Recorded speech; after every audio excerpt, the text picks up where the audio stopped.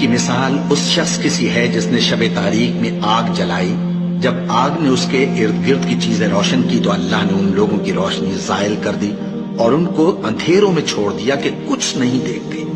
یہ بہرے ہیں، گونگے ہیں، اندھے ہیں کہ کسی طرح سیدھے رستے کی طرف لوٹ ہی نہیں سکتے۔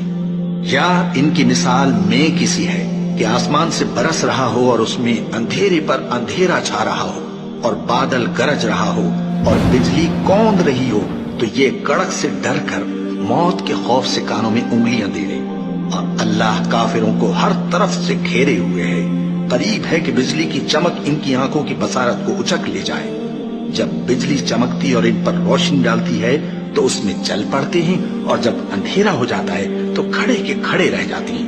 اور اگر اللہ چاہتا تو ان کے کانوں کی شنوائی اور آنکھوں کی بینائی دونوں کو زائل کر دیتا۔